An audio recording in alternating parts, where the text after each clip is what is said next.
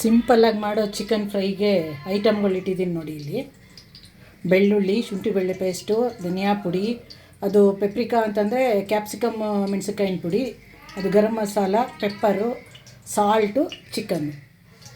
ಎಣ್ಣೆ ಕಾದಿದೆ. ಬೆಳ್ಳುಳ್ಳಿ, ಕರಿಬೇವು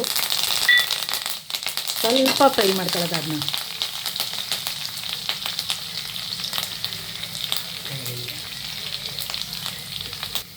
ಕರಿಬೇವು ಬೆಳ್ಳುಳ್ಳಿ ಫ್ರೈ ಆಗಿದೆ. ಚಿಕನ್ ಹಾಕ್ತೀನಿ. ಅದಕ್ಕೆ ಸ್ವಲ್ಪ ಉಪ್ಪು ಹಾಕಿರೋದ್ರಿಂದ ನೀರು ಬಿಟ್ಟು ಬೇಯ್ಕತ್ತದೆ. ಅದಕ್ಕೆ ಮುಚ್ಚಳ ಮುಚ್ಕೊಳ್ಳೋಣ ಡೈಲಿ. ಅದು ಚಿಕನ್ ಬೆಂದಿದೆ ನೋಡಿ. ಈಗ ಇದಕ್ಕೆ ಸ್ವಲ್ಪ ಶುಂಠಿ ಬೆಳ್ಳುಳ್ಳಿ ಪೇಸ್ಟು, ಗರಂ ಮಸಾಲ ಪುಡಿ, ಇದು ಧನಿಯಾ ಪುಡಿ, ಇದು ಪೆಪ್ರಿಕಾ ಪೌಡ್ರು ಅಂದರೆ ದಪ್ಪ ಮೆಣಸಿನ್ಕಾಯಿಂದು ರೆಡ್ ದಪ್ಪ ಮೆಣಸಿನ್ಕಾಯಿ ಪುಡಿ. ಇದು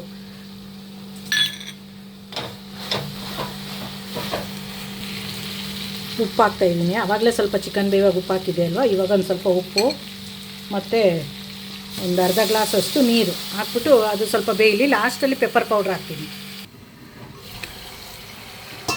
ಎಲ್ಲ ಬೆಂದು ರೆಡಿಯಾಗಿದೆ ನೋಡಿ. ಪೆಪ್ಪರ್ ಪೌಡ್ರ್ ಹಾಕ್ತಾಯಿದ್ದೀನಿ. ಈಗ